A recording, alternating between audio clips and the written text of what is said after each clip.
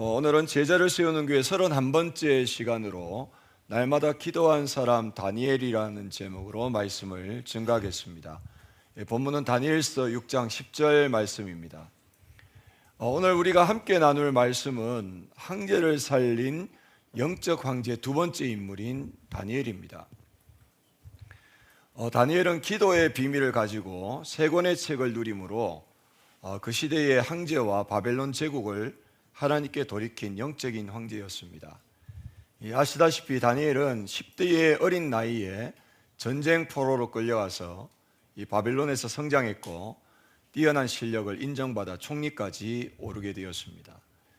혹시 다니엘을 사자굴에서 살아나온 특별한 인물 정도로 여기거나 다니엘서가 다니엘이 얼마나 대단했는지를 기록한 위인전이라고 착각하면 안 됩니다.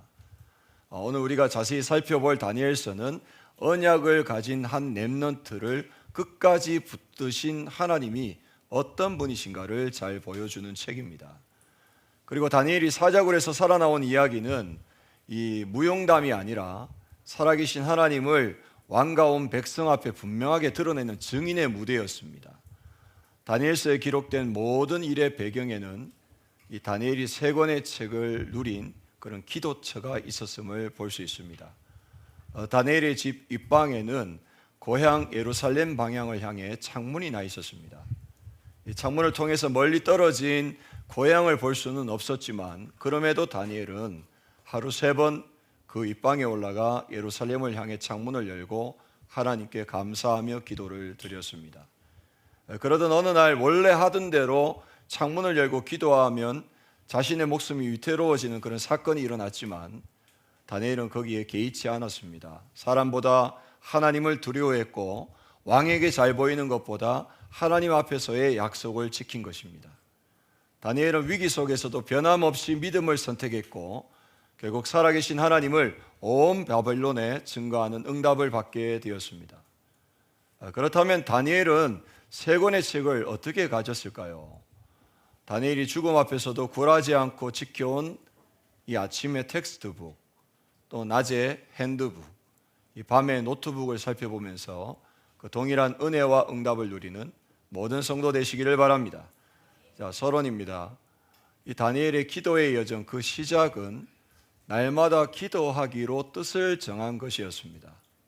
기도는 형편에 따라서 하거나 급할 때 하는 것이 아니라 먼저 뜻을 정하는 것에서 시작되어집니다. 지난주 우리가 말씀으로 살펴본 요셉은 노예살이로 고생을 했지만 이 다니엘은 왕궁에서 지냈으니까 고생을 덜하고 믿음을 지키는 것도 좀 수월했겠다 생각할 수도 있습니다. 그런데 아닙니다. 동시대의 에스겔 선지자는 그발 강가 포로들 틈에서 굶주리고 고생하면서 말씀을 받았고 다니엘은 바벨론 왕궁에서 최고의 교육을 받으며 부족함이 없는 환경 속에서 말씀을 붙들었는데 그렇다고 해서 다니엘이 덜 고생했다라고 할 수는 없습니다. 에스겔이 백성들과 함께 비참한 현실을 견디며 고생한 것은 사실이지만 다니엘은 차원이 다른 어려움 속에 살았습니다. 나라는 망했는데 자신은 멀쩡하고 민족은 그 가족들은 헐벗고 굶주리고 있는데 자신은 풍요로움 속에 있는 것은 마음의 짐과 고통을 안고 사는 것이었습니다. 그리고 하나님을 잊고 살아야 평안한 그런 환경 속에서 이 믿음을 지키며 살아가는 것은 핍박 속에서 신앙을 지키는 것보다 훨씬 더 어려운 현실일 수 있습니다. 이것은 오늘날 우리와 후대들에게도 적용되는 내용입니다. 누군가가 교회를 못 가도록 핍박하면 우리는 도리어 믿음을 결단하고 하나님 앞에 엎드리게 됩니다. 하지만 딱 한 번만 일요일에 여행을 가자, 시험 기간인데 일요일에 학원을 가야 성적이 올라가지, 손님은 많은데 일요일에도 장사해야 될 거 아니냐, 설득력 있는 이런 달콤한 유혹 앞에서 현실적으로 흔들리기가 쉬운 것입니다. 그래서 우리는 육신적으로 좋은 환경을 구하기보다 어떤 환경 속에서도 믿음을 지키고 하나님 앞에 설 수 있는 은혜와 긍휼을 구해야 될 것입니다. 바벨론의 환관장은 이스라엘의 왕족과 귀족의 자녀들 중에서 포로로 데려온 다니엘과 세 친구들의 이름을 이 바벨론식으로 다 바꾸었습니다. 어릴 때일수록 하루 중에 가장 많이 듣는 것이 자기 이름인데 그 이름을 바꿔서 각인되도록 부르면 사고방식 전체가 개조되는 것입니다. 결국 포로로 잡아온 아이들의 이름을 바꾼 것은 민족과 나라를 버리고 정체성 자체를 갈아 끼우려는 영적이고 정치적인 공작이었습니다. 그래서 하나님이 심판하신다는 뜻을 가진 다니엘의 이름은 바벨론의 신인 벨이 생명을 보존해 준다는 뜻으로 벨드사살이라고 불렀습니다. 새 친구도 마찬가지였습니다. 여호와는 은혜로우시다라는 뜻을 가진 하나냐는 사드락으로, 하나님과 같은 이가 누구냐라는 뜻의 미사엘은 메삭으로, 여호와께서 도우신다라는 뜻의 아사라는 아벳누고로 그 이름을 바벨론식으로 다 개명하였습니다. 네 사람 모두의 이름에서 여호와를 지우고 바벨론의 신을 섬기는 의미를 새겨 넣은 것입니다. 거기에다가 포로는 왕이 지정한 음식만을 먹어야 했습니다. 그 음식은 귀하고 좋은 것이긴 했지만 바벨론의 신 마르독에게 먼저 바쳐진 제물이었기 때문에 그것을 먹는다는 것은 이방 신에게 자신을 굴복시키는 일이었습니다. 그래서 어린 다니엘과 새 친구는 다니엘서 1장 8절에 다니엘은 뜻을 정하여 왕의 음식과 그가 마시는 포도주로 자기를 더럽히지 아니하리라 하고 자기를 더럽히지 아니하도록 환관장에게 구했다라고 했습니다. 큰 결단이죠. 여기서 뜻을 정하여는 단순히 강한 의지를 표현하는 말이 아닙니다. 다니엘은 하나님을 떠난 우상 숭배의 결과로 자기 나라가 전쟁에 패했고 자신들이 이방 나라의 포로로 끌려온 것을 너무나도 잘 알고 있었습니다. 그래서 뜻을 정하다의 원어를 살펴보면 가지를 접붙인 것처럼 우상 숭배를 금지하는 하나님의 뜻을 자기 마음에 접목시킨 것입니다. 결국 이 결심의 주어는 다니엘의 의지가 아니라 그 뜻을 심으신 하나님이었습니다. 바로 다음 절이 이것을 증명하는데 다니엘서 1장 9절에 하나님이 다니엘로 하여금 환관장에게 은혜와 긍휼을 얻게 하신지라. 뜻을 심으신 분도 하나님이시요 그 뜻이 열매 맺게 하시는 분도 하나님이셨습니다. 그러면 우리도 이 말씀을 내 이름과 형편에 넣어서 적용해 볼 수 있습니다. 하나님이 나로 하여금 이번 여름성경학교 선교 캠프에 은혜와 긍휼을 얻게 하신지라 믿음으로 선포하시기 바랍니다. 그리고 다니엘의 기도는 정한 장소가 있었습니다. 다니엘은 하루 3번 자기 집 윗방에 올라가 기도했는데 성경은 다니엘이 예루살렘으로 향한 창문을 열고 무릎을 꿇고 기도했다고 강조하고 있습니다. 사실 이 예루살렘은 너무 멀리 있어서 보이지도 않았을 뿐더러 바벨론에 의해서 무너졌고 폐허만 남은 곳이었습니다. 무슨 말입니까? 무너진 현실을 본 것이 아니라 언약을 붙잡고 하나님을 향해서 무릎 꿇었다라는 것입니다. 일찍이 솔로몬이 하나님께 성전을 봉헌하며 열왕기상 8장 29절에서 30절에 주께서 전에 말씀하시기를 내 이름이 거기 있으리라 하신 곳 이 성전을 향하여 주의 눈이 주야로 보시오며 주의 종이 이것을 향하여 비는 기도를 들으시옵소서. 주의 종과 주의 백성 이스라엘이 이곳을 향하여 기도할 때에 주는 그 간구함을 들으시되 주께서 계신 곳 하늘에서 들으시고 들으시사 사하여 주옵소서. 포로로 끌려가더라도 이 성을 향하여 기도하면 들으소서. 다니엘은 이 언약의 말씀을 붙잡고 폐허가 된 예루살렘 성전을 향해서 창문을 열고 기도를 한 것입니다. 그리고 다니엘은 하루 3번 기도 시간을 정해서 인도받았습니다. 어려운 것 같아도 생각을 조금만 바꾸면 됩니다. 지난주부터 성경학교 성교캠프와 함께 전교인 집중훈련을 하는 내용이기도 합니다. 무엇보다 아침 시간을 놓치지 마시기 바랍니다. 일어나서부터 하루 일과를 시작하기 전까지의 아침 시간에 하나님 앞에 혼자서 말씀을 영혼에 각인하는 집중을 하라는 것입니다. 하나님 앞에서 절대 망대를 세우는 이 시간은 아무도 대신해 줄 수가 없습니다. 나 혼자 하나님 앞에 서야 되는 시간입니다. 이번 여름에 모든 성도와 우리 후대들이 기도로 아침을 여는 응답을 받게 될 줄 믿습니다. 기도의 비밀을 누린 다니엘은 바벨론에서 메대와 바사에 이르기까지 4명의 왕을 모셨습니다. 느부갓네살, 벨사살, 그리고 다리오, 고레스 왕까지 4대에 걸쳐 고위 관직에 있으면서 황제를 살린 영적 황제의 응답을 받은 것입니다. 영원할 것 같던 바벨론 제국도 벨사살 왕을 끝으로 하루아침에 무너졌고 메대와 바사가 권력을 차지하는 격변 속에서도 다니엘의 기도는 바뀌지 않았습니다. 전에 하던 대로, 한번 따라합시다. 전에 하던 대로 예루살렘을 향해 창문을 열고 정한 시간에 무릎을 꿇었습니다. 세상은 요동치고 흔들렸지만 한 사람의 기도는 흔들리지 않았던 것입니다. 자, 본론입니다. 뜻을 정한 다니엘은 무슨 일이 있어도 매일 예루살렘을 향해 창문을 열었습니다.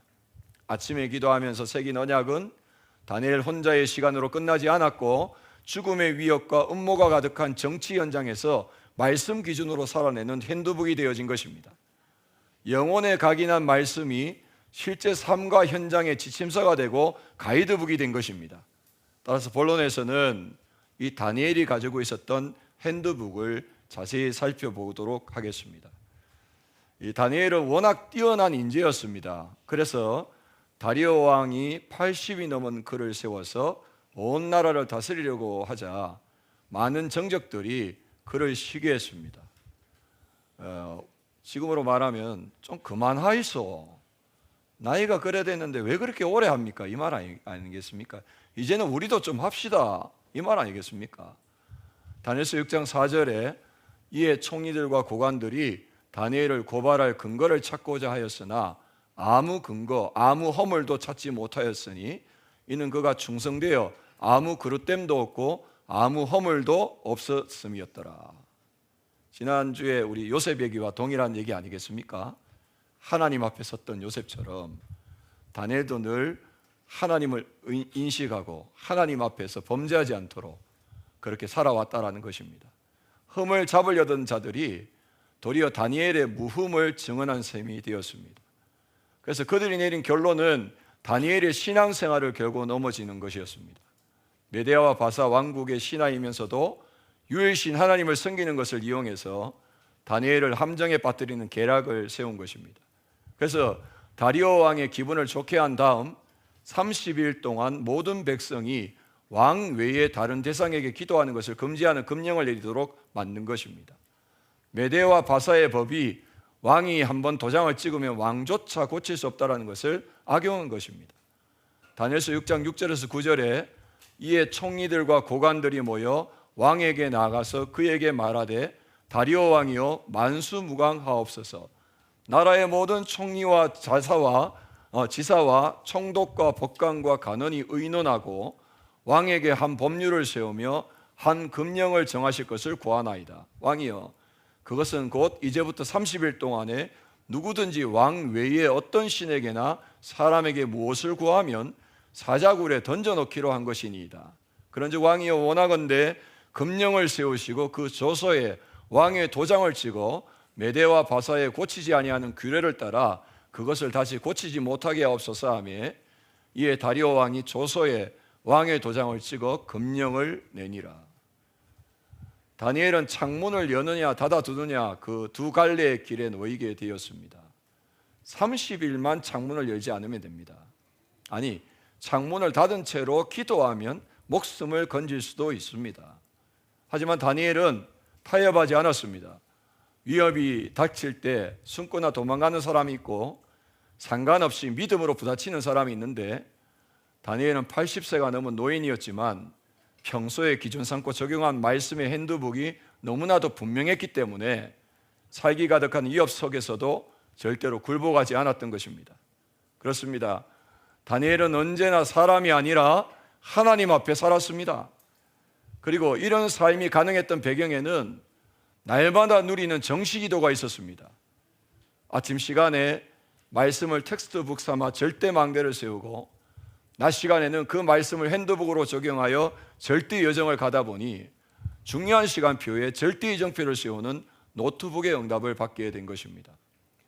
다니엘서 9장 2절에 보면 곧 그 통치 원년에 나 다니엘이 책을 통해 여호와께서 말씀으로 선지자 예레미야에게 알려주신 그 연수를 깨달았나니 곧 예루살렘의 항폐함이 70년 만에 그치리라 하신 것이라. 다니엘은 예레미야의 글을 읽다가 예루살렘의 항폐함이 70년 만에 끝나게 된다는 말씀을 발견하게 되었습니다. 말씀을 읽다가 그래서 여러분도 늘 말씀을 가까이 하시기 바랍니다. 예레미야 29장 10절에는 여호와께서 이와 같이 말씀하시니라. 바벨론에서 70년이 차면 내가 너희를 돌보고 너의 선한 말을 너희에게 성취하여 너희를 이곳으로 돌아오게 하리라. 이 시점이 바로 다리오 왕 원년, 곧 바벨론이 무너지고 왕조가 바뀌던 그 해였습니다.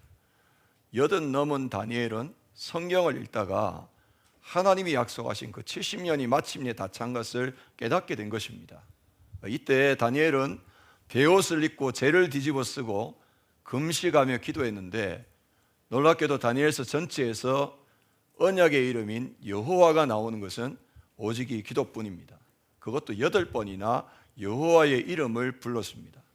이때까지 다니엘서는 온 세계를 다스리시는 전능하신 하나님만 강조해 왔는데, 다니엘이 회개하며 엎드린 이 기도에서 언약을 지키시고 인자를 베푸시는 여호와가 등장했고, 이때부터 다니엘은 언약을 붙든 기도를 시작하게 되었습니다. 이런 다니엘의 회개, 그냥 이 막연한 기도가 아니고 정확한 언약을 붙잡은 기도가 회개예요. 이런 기도를 했던 다니엘에게 하나님께서는 중요한 응답을 주셨습니다. 다니엘서 9장 5절에서 6절에 보시면 우리는 이미 범죄하여 패역하며 행악하며 반역하여 주의 법도와 규례를 떠났사오며 우리가 또 주의 종 선지자들이 주의 이름으로 우리의 왕들과 우리의 고관과 조상들과 온 국민에게 말씀한 것을 듣지 아니하였나이까. 잘못을 시인하고 말씀 앞에 다시 서는 회개였습니다. 그리고 기도하는 다니엘의 그 심정은 9장 17절에 그리하온즉 우리 하나님이여 지금 주의 종의 기도와 간구를 들으시고 주를 위하여 주의 얼굴빛을 주의 항폐한 성소에 비추시옵소서. 나를 위하여가 아니라 주를 위하여라고 말했습니다. 여러분, 언제 응답이 옵니까? 아브라함이 언제 응답받았습니까? 자기를 위한 조카 롯은 떠나보내고 창세기 13장 18절에 여호와를 위하여 제단을 쌓았더라. 하나님을 위하여. 우리의 모든 삶의 방향이 이사야 43장 21절 말씀같이 이 백성은 내가 나를 위하여 지었다. 내 인생의 모든 것들이 하나님을 위하여, 하나님의 언약을 위하여, 이렇게 삶의 중심이 바뀌어질 때부터 진정한 응답은 시작되어지는 것입니다. 또 19절에 주여 들으소서, 주여 용서하옵소서, 주여 귀를 기울이시고 행하소서, 지체하지 마옵소서. 나의 하나님이여 주 자신을 위하여 하시옵소서. 이는 주의 성과 주의 백성이 주의 이름으로 일컫는 바 됨이니이다. 다니엘의 기도가 어떻게 바뀌었습니까? 주 자신을 위하여 하시옵소서라고 간구했습니다. 내가 잘했으니 복 주십시오가 아니라 70년이 차면 돌보시고 돌려보내겠다고 약속하셨으니 그 말씀하신 대로 이루어 주옵소서. 그게 하나님 자신을 위해서 하라는 얘기입니다. 약속하신 말씀을 꺼내는 기도를 한 것입니다. 여러분, 우리의 기도가 달라져야 됩니다. 약속을 이루어 주옵소서. 약속을 속히 이루시옵소서. 주 하나님을 위하여 하여 주옵소서.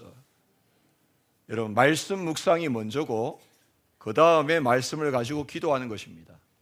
말씀이 빠진 채 금식과 기도 행위에 빠진 바리새인들은 결국 예수님이 책망하신 외식의 대표가 되고 말았습니다.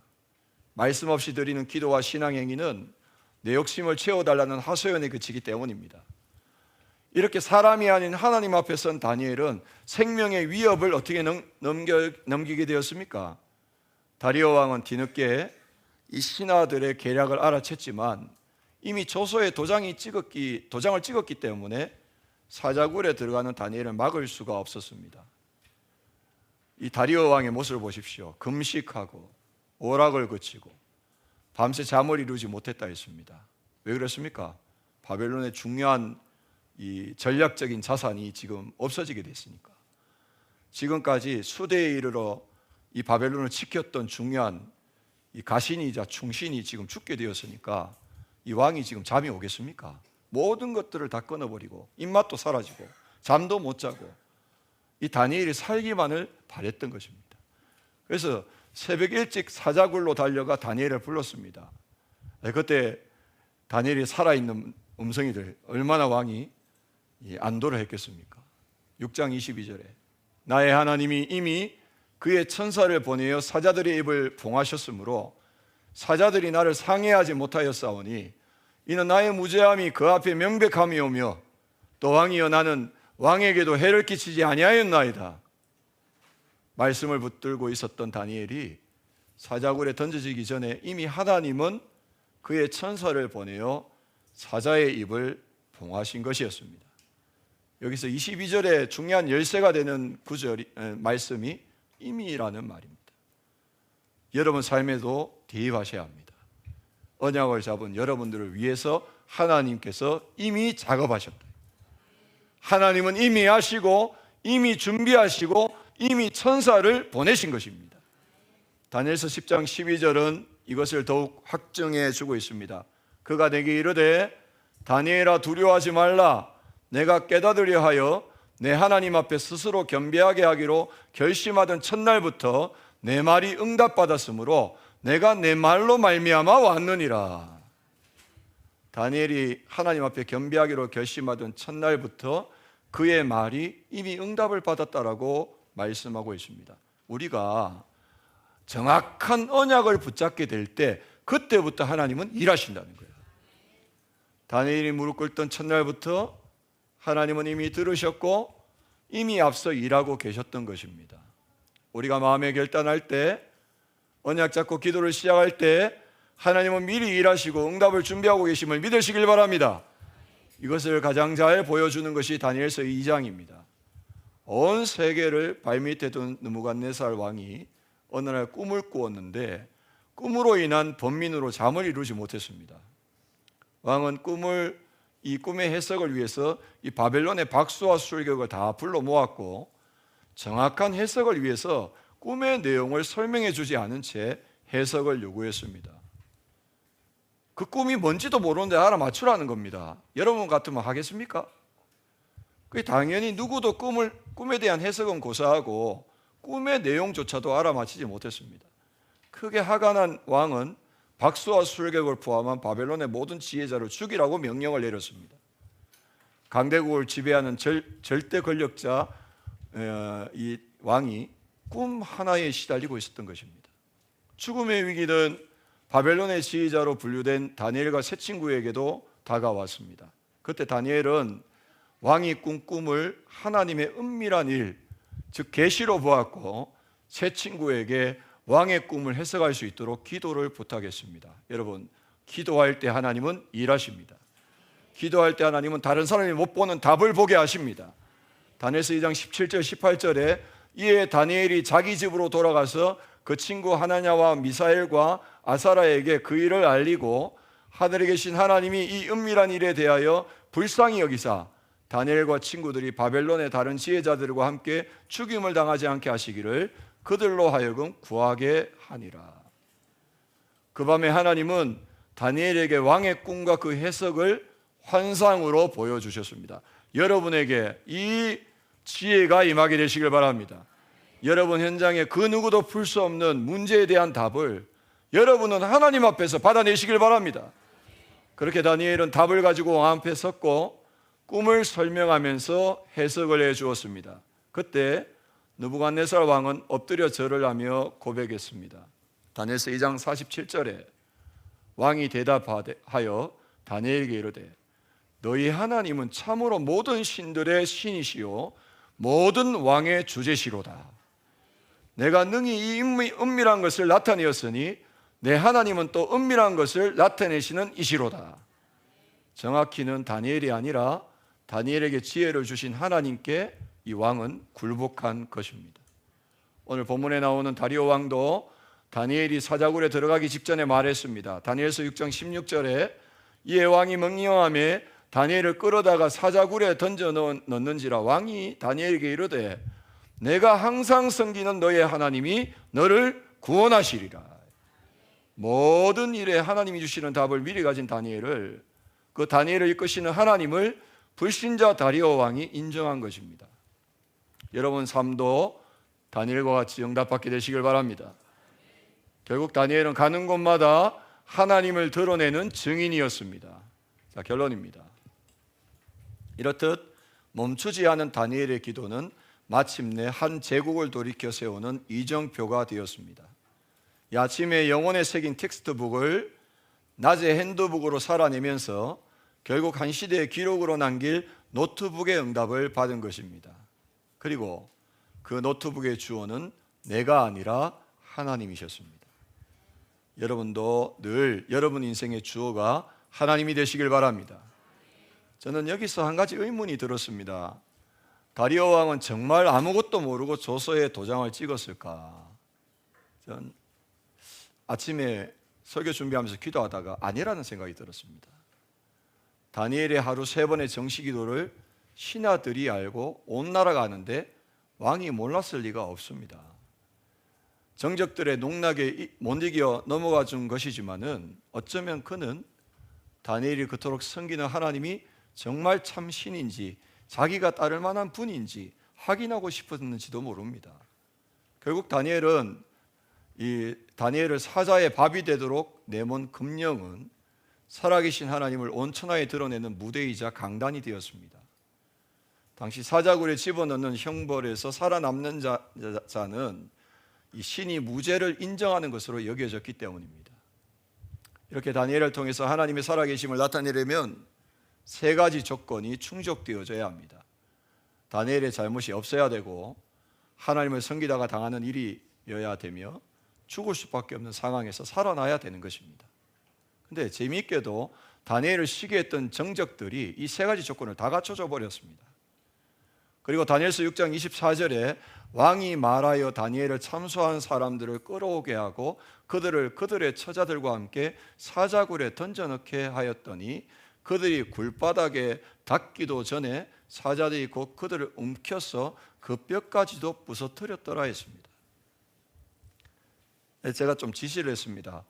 그 다니엘이 들어간 사자굴의 사자를 뼈가 앙상한 사자로 만들어라. 그 통통한 사자로 놔두면 오해하기 쉽다. 너무너무 굶어가지고 사람이 들어가면 완전히 뼈채 먹을 수 있는 그런 그 무서운 맹수로 집어넣어라 했는데 이번에 나온 거 보니까 전부 다 뚱뚱한 사자들이 나와서 아니 그러면 안 되지. 저 축구에도 뚱뚱한 사자들이 사자가 배가 불러서 다니엘을 안 건드린 것이 아니라 하나님이 개입하셨다 이거예요. 하나님이 개입하셨음을 확실하게 보여준 것입니다. 그렇습니다. 다니엘이 예루살렘을 향해 창문을 연 것은 성경에 약속하신 말씀을 따른 것이기도 했지만 우상을 섬기는 나라에서 누구든지 보도록 하는 것이기도 했습니다. 그래서 예배자여 전도자인 다니엘에게 이 사자굴은 무덤이 아니라 하나님의 살아계심을 증거하는 강단이 되었습니다. 어찌 보면은 여러분에게 있어서 그 사자굴이 하나님의 살아계심을 체험하는 타이밍이 될 것입니다. 그렇다면 우리도 기도의 방향을 바꿔야 됩니다. 사자굴에 들어가지 않게 해주세요. 나를 아프게 물지 않게 사자의 이빨을 부뜨려 주세요. 이런 수준 낮은 기도하면 안 됩니다. 어떤 상황 속에서도 나를 통해서 하나님이 나타나게 하여 주옵소서. 그런 기도하시기를 바랍니다. 이렇게 사자굴에서 살아나온 다니엘을 보고 다리오 왕은 온 제국에 조서를 내렸습니다. 다니엘서 6장 26절에서 27절에 내가 이제 조서를 내리노라. 내 나라 가나안 아래에 있는 사람들은 다 다니엘의 하나님 앞에서 떨며 두려워할지니 그는 살아계신 하나님이시여. 불신자 왕이 하는 말입니다. 그는 살아계신 하나님이시여 영원히 변하지 않으실 이시며 그의 나라는 멸망하지 아니할 것이요 그의 건세는 무궁할 것이며 그는 구원도 하시며 건져내시기도 하시며 하늘에서든지 땅에서든지 이적과 기사를 행하시는 이로서 다니엘을 구원하여 사자의 입에서 벗어나게 하셨음이라 하였더라. 할렐루야. 이게 전도입니다. 증인으로 삶으로 보여주는 것입니다. 살아계신 하나님의 역사를. 이 사건의 절정은 사자굴에서 다니엘의 생안이 아니라 이방인 왕의 입에서 터져나온 이 고백입니다.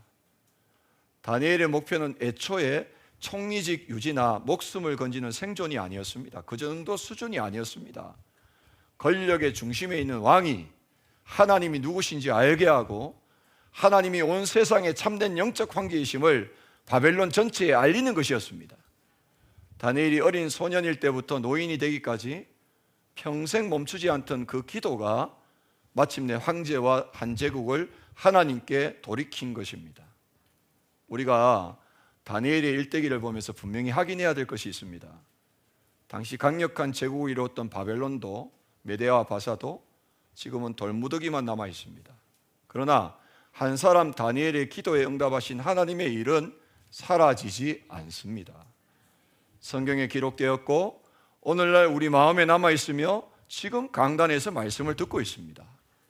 다니엘이 타국의 위험한 정치판에서 끝까지 살아남은 것은 자기 출세가 아니었습니다.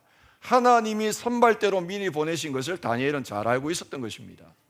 그래서 다니엘서 1장 21절에 다니엘은 고레스 왕 원년까지 있으니라 말씀대로 하나님이 약속하신 포로 생활 70년이 끝났을 때 고레스 왕의 마음을 움직여 이스라엘 백성들의 기한을 돕고 그대로 남아있는 백성들까지도 돌보았습니다.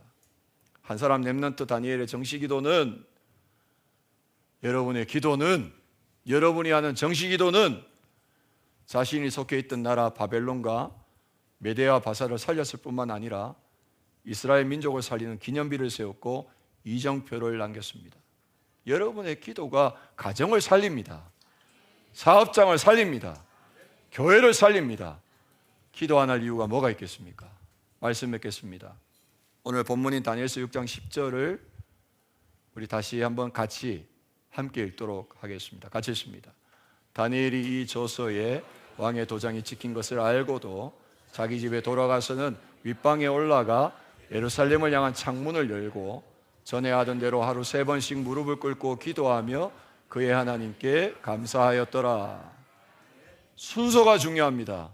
계속 드리는 말씀이지만 날마다 무릎을 꿇어본 부모라야 자녀에게 날마다 무릎 꿇는 법을 가르칠 수가 있습니다.